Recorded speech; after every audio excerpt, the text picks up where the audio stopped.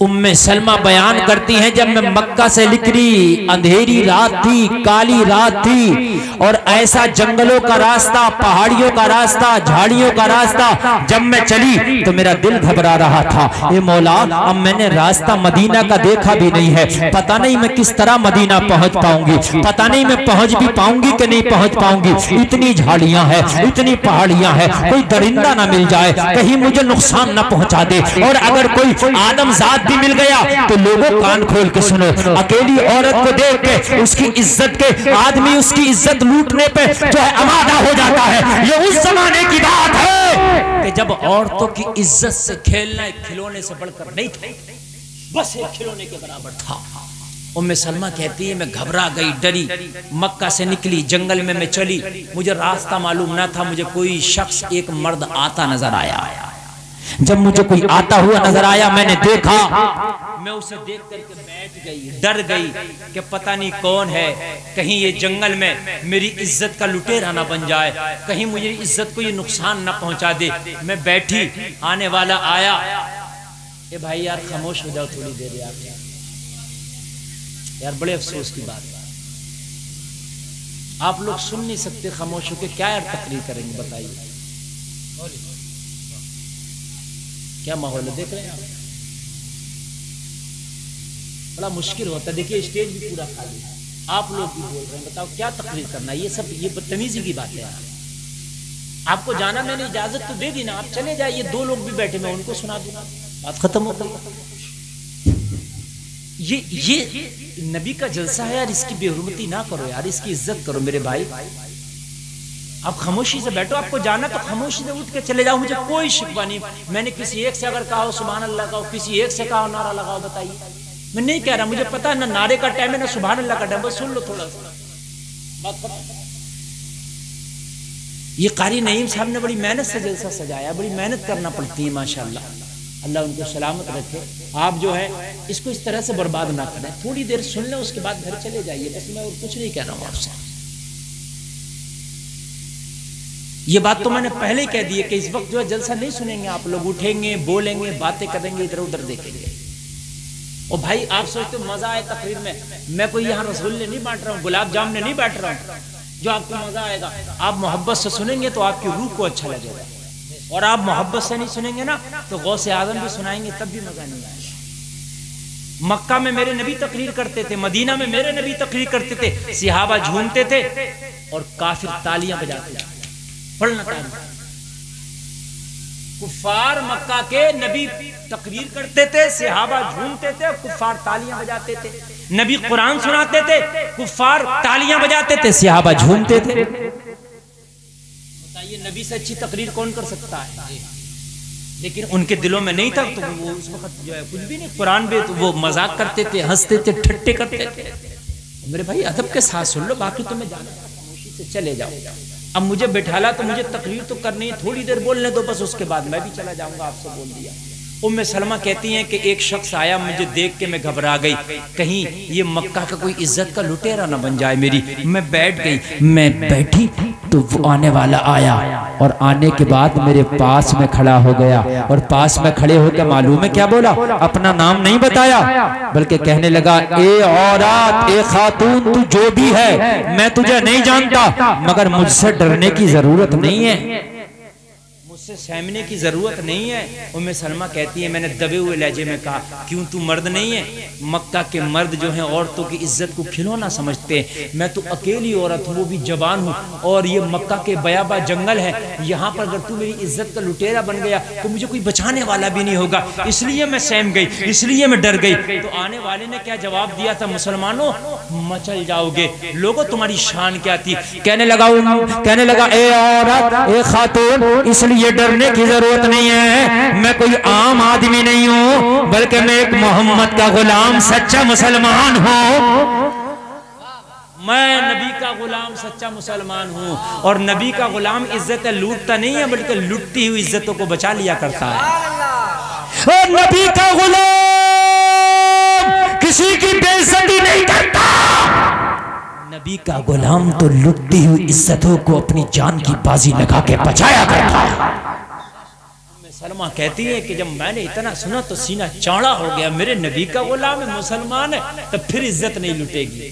अब तो अगर कोई आएगा भी तो ये जान की बाजी लगा के मेरी इज्जत की हिफाजत करेगा। उम्मे सलमा कहती है, मैंने कहा, भाई तू कौन है? आने वाले ने कहा, मेरा नाम है उस्मान बिन तलहा। ये नबी का सिहाबी हैं और नबी का कलमा पढ़ चुके हैं। कह दो ना सुभान अल्लाह। नजर नीची है उस्मान बिन तलहा की, अभी नजर दौड़ाई नहीं है। उम्मे सलमा कहती है, नजर झुका के मुझसे बात कर रहा था उस्मान बिन तलहा, नजर झुका के बात कर रहा था। ये नौजवानों, आज तुम भी मुझे बताओ, कहीं शादी ब्याह में जाते हो, तुम खाना भी खाते हो तो तुम्हारी नजर उधर ज्यादा रहती है जिधर औरतों का डिपार्ट। और कान खोल के सुनो मेरे भाइयों, अपनी निगाहों को जिस शख्स ने अपने कब्जे में नहीं रखा, उसका नफ्स उसके कब्जे में नहीं रहेगा, और जिसके कब्जे में जिसका नफ्स नहीं रहेगा वो इंसान ही अपने कब्जे में नहीं रहेगा। कान खोल के सुन लीजिए, निगाहों को कब्जे में करो, निगाह कब्जे में होगी तो नफ्स कब्जे में होगा, और जिसका नफ्स कब्जे में हो गया अल्लाह उसे वली बना देता है। वली का नफ्स कब्जे में होता है। हमारे यहाँ एक बुजुर्ग थे लक्कड़ शामिया, मालूम है कैसा नफ्स कब्जे में था? जेब में मिर्च और नमक की डेली, जानते हो वो डेले वाला नमक, वो डाल के रखते थे हमेशा। और एक आदमी थे उस जमाने में, अभी ज्यादा दिन नहीं हुए इंतकाल किए हुए, 40-50 साल हुए होंगे, अभी जिंदा है लोग उनको देखने वाले। तो लोग चाहते थे मियाँ हमारे घर दावत खा लें, खाना खा ले। चूंकि सबको पता था ये बली आदमी है, तो हर आदमी चाहेगा कि यार नेक आदमी मेरे घर आएगा, दुआ कर देगा, काम बन जाएगा, है ना। तो लोग कहते थे मियाँ आओ खाना खा लो, खाना खा लो, आ जाओ आ जाओ आ जाओ। तो जो उन्हें खाने के लिए कहता तो वो उसे 10 गाली सुना। कहते कम्बा मुझे जहर खिलाएगा, जहर मियाँ को इसलिए बुला रहा है कि दुआ कर देगा, जालिम। इस तरीके के जुमले बहुत। और किसी के घर मूड होता तो चले जाए, चल चल चल खाएंगे। और वो अगर चले जाते और अगर वो मुर्ग मुसल्लम ये वो सब पेश करता ना, तो पता क्या करते? नमक की डेली निकालते, मिर्ची निकालते। अल्लाह वालों की शान निराली है। मैं ये नहीं कह रहा कि तुम भी ऐसा करना, मगर मैं बता रहा हूँ नफ्स को कैसे मारते हैं अल्लाह वाला।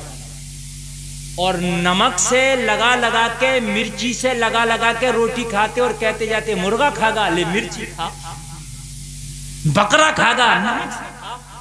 किसी ने पूछा हुजूर ये क्या करते हैं आप? खाना खाते जाते हैं, बात किससे करते हैं?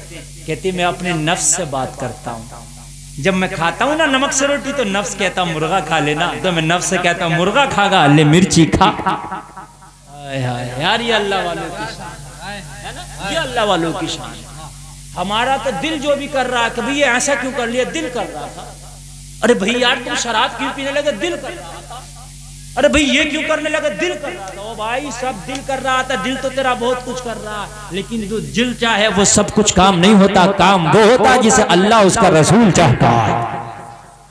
नफ्स को काबू में रखो, जो काम दिल चाहे ये देख लो। दिल चाह रहा, दिमाग से सोचो ये जायज है कि नाजायज। अगर जायज है तो कर लो, नाजायज है तो छोड़ दो। दिल दिल दिल ये शैतान बैठा है इसमें, ये शैतान बरगलाता रहता है। और मेरे भाई जरा गौर करो, उम्मे सलमा का बयान है, निगाहें झुकी हैं। निगाहें क्या है, जोर से बोलो, निगाहें झुकी है। और मेरे भाई अगर निगाह पे आप कंट्रोल ना कर सके तो मेरी गारंटी है फिर नफ्स पे कंट्रोल नहीं करोगे। और बुरा काम अगर नहीं करोगे तो बुरे ख्यालात जरूर आएंगे, ये मेरी गारंटी है। और बुरे ख्यालात पे किसी का कंट्रोल नहीं होता। जब बुरे ख्यालात आएंगे मैं तो नहीं जानूंगा, मेरे दिल में क्या आपको नहीं पता, मगर अल्लाह को पता है कि तेरे दिल में क्या है, तेरे दिमाग में क्या है।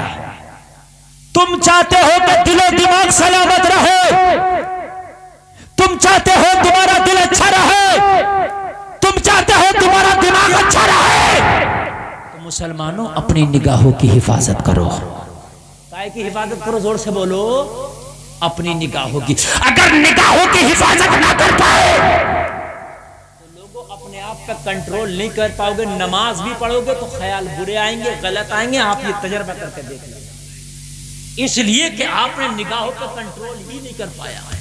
हाय। और एक बात सुन लो, अगर तुम किसी के बारे में गलत सोचोगे तो वो तुम्हारे बारे में भी गलत सोचेगा।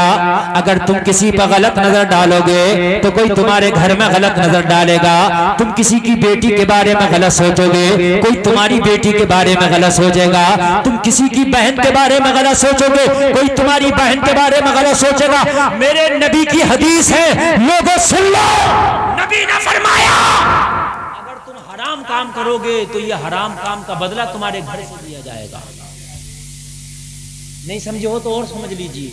अगर तुम किसी के साथ जिना करोगे तो नबी ने फरमाया उस जिना का बदला तुम्हारी बहन से, तुम्हारी बेटी से लिया जाएगा। ये मैं नहीं कह रहा, ये नबी का फरमान है। आदमी सोचता मेरा घर तो सैब रहे, मेरे घर में कोई नजर उठा के ना देखे, मैं सबके घर में नजर उठा के देखूं, तो नबी की हदीस है अगर तुम हराम कारियां करोगे तो इसका बदला तुम्हारे घर से दिया जाएगा। एक शख्स आया नबी की बारगाह में अर्ज करने लगा, आका मुझे जिना की इजाजत दे दें। तवज्जो फरमाना, कितनी बड़ी बात, जिना की इजाजत दे दें। नबी ने फरमाया जिना की इजाजत चाहता? हाँ। मेरे नबी ने फरमाया तू पसंद करेगा अपनी माँ के साथ जिना करना? तू पसंद करेगा अपनी बहन के साथ जिना करना? तू पसंद करेगा अपनी फूफी के साथ जिना करना, अपनी खाला के साथ जिना करना? अर्ज़ की आका मैं कैसे पसंद करूंगा, ये तो नहीं कर सकता। नबी ने फरमाया जिसके साथ तू जिना करेगा किसी की तो बहन होगी, किसी की तो फूफी होगी, किसी की तो माँ होगी, किसी की तो बेटी होगी। जब अपने लिए ये काम पसंद नहीं कर सकता तो फिर दूसरे के लिए भी पसंद ना कर। ये इस्लाम और यही जलसे का मकसद है जो मैं बयान कर रहा हूं। अब तुम सोचो कि ये बात बता दो कि गौसे आदम ने 12 साल की कश्ती को इशारे से निकाल दिया तो करामत तो मुझे बहुत याद है। गौसे आदम ने तो 12 साल की निकाल दी, मगर तुम्हारी कश्ती तो डूबने जा रही है। जन्नत की तकरीर बड़ी अच्छी लगे, जो मौलवी डायरेक्ट जन्नत में पहुंचा दे बिना गद्दे की गैंग जो जाती है बाउंड्री पार, बड़ी अच्छी लगती है। बिना डारा जन्नत बात नारे तकबीर, मगर मुसलमानों ऐसे नहीं मिलेगी जन्नत। वो खुदा की रहमत है, बख्श दे, लेकिन शरीयत भी तो अपनी जगह है, कुरान भी तो अपनी जगह है ना मेरे भाई। इसे थोड़ी झुटलाया जा सकता है? मुझे बताइए, झुटलाया जा सकता है? नहीं झुटलाया जा सकता ना। तो मुझे बताओ जन्नत कैसे मिलेगी? एक शख्स 200 साल इबादत करके गया। कितने साल? जोर से बोलिए। 200 साल इबादत करके मर गया। किसी ने ख्वाब में देखा, क्या हुआ? कहने लगा जहन्नम में गया। कहाँ गया हूँ? जहन्नम में। क्यों? तूने तो नमाजें पढ़ी थी, बड़े अच्छे काम किए थे। कहने लगा सारे काम किए थे, सारा नाम आया, माल अच्छा निकला था, बस एक जगह फंस गया। कहाँ? कहने लगा एक बार बस मैं घर से बाहर निकला था, कोई दोशीजा, कोई लड़की, कोई औरत, कोई खातून बेपर्दा जा रही थी, बस मैंने उसको शहवत के साथ देख लिया, बड़ी खूबसूरत, उस पर मेरी निगाह पड़ गई। वो निगाह ने मुझे तबाह बर्बाद कर दिया, उस निगाह की वजह से मुझे जहन्नम में डाल दिया गया। मुझे बताइए, अल्लाह चाहे तो माफ कर दे और अल्लाह चाहे तो फिर पकड़ भी कर ले। छोटी सी बात, जरा गौर करें। छोटी से छोटी नेकी ये सोच कर ना छोड़ा करो ये छोटी है, बल्कि कर लिया करो, क्या पता वो काम आ जाएगा। और छोटे से छोटा गुनाह ये सोच कर ना किया करो कि यार ये तो बहुत छोटा है, क्या पता उसी पे पकड़ हो जाए। बात समझ रहे कि नहीं समझ रहे? लोगों, तुम चाहते हो मेरा घर महफूज रहे तो अपनी निगाहों की हिफाजत करो, तुम्हारा घर महफूज रहेगा। अपने दिल की हिफाजत करो, अपने आप की हिफाजत करो, इंशाअल्लाह तुम्हारा घर महफूज रहेगा। और तुमने अपने आप की हिफाजत ना की तो कान खोल के सुनो, फिर नबी फरमाते हैं बदला तुम्हारे घरों से दिया जाएगा। एक शख्स है 70 साल का बूढ़ा है, 70 साल की उम्र है, 70 साल की उम्र हो गई, एक ही औलाद थी, वो भी जवान बेटी थी। 70 साल की उम्र, एक बेटी, वो भी जवान, बीवी भी बूढ़ी हो गई, बेटी जवान। एक दिन मेहनत करने, मजदूरी करने गया, खाली हाथ आ गया, किसी ने उसे काम न दिया। सुन लो थोड़ी देर, सुन लो, सुन लो थोड़ी देर, सुन लो, सुन लो मेरे भाई, सुन लो, बात ना करो। जो जा रहा जाने दीजिए, उसको ना रोकिए, मगर जो बैठे वो सुन लो, बस सुन लो। देखने कारी नेम सा भी हाल है। हालांकि ये जुमले मेरे आपको भी शायद बुरे लगे होंगे, लेकिन तकरीर का वक्त वही था, 11 बजे कराते, बाद में नात करवा। आपने ये गलत फैसला था। और उसके बाद में जितने चाहो सुनो, जितना चाहो इनाम दो, जितनी चाहो फरमाइश करो, सारी फरमाइश। शायर भी कहता है तवज्जो है, तवज्जो है, तवज्जो जब तक खत्म नहीं हो जाए जब तक छोड़ता ही नहीं है। समझ रहे आप मुझे इनाम न दे, मुझे सुन ले, यही मेरा इनाम है। ये कारी नईम साहब क़िबला ने बड़ी मेहनत से जलसा सजाया। ये जलसा सजाना मैंने पहले ही आपसे कहा कि बड़ी मेहनत का काम है। लोगों जलसे आसान नहीं होते, अब और मुश्किल जलसे कराना। अल्लाह करे कि 4 लोगों ने अगर अपनी हिफाजत कर लिया, अपना नफ्स काबू में कर लिया, तो मेरी तकरीर करने का मकसद हल हो जाएगा। लोगों अगर एक नौजवान ने तौबा कर ली, किसी जवान ने तौबा कर ली, तो खुदा की कसम जलसे का मकसद हल हो जाएगा। अब मकसद खाली नमाजों का नहीं है, टारगेट रोजे रखने का नहीं है, टारगेट ये है कि अय्याशियां खत्म हो। ये हमारे जहनों में जो भरा पड़ा है, खुदा मोबाइल चला रहे हैं, नंगी नंगी तस्वीरें हर वक्त सामने आ रही है, जहन गंदा हुआ पड़ा। जहन साफ होना जरूरी है। जब तक जहन साफ नहीं होगा, कितनी भी नमाज पढ़ लेगा, खड़ा मस्जिद में होगा, जहन गंदगी में होगा। इसलिए कि जहन को जाने के लिए रक्षा नहीं लगती है, ऑटो नहीं लगती है कि ऑटो करना पड़ेगा वहां जाने के लिए।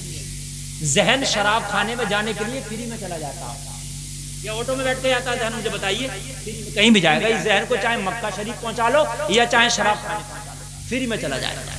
और जैसा जहन बना लोगे वैसे ही बन जाएगा। अच्छा एक बात और बताओ, यूट्यूब और जहन में कोई फर्क नहीं, दोनों एक।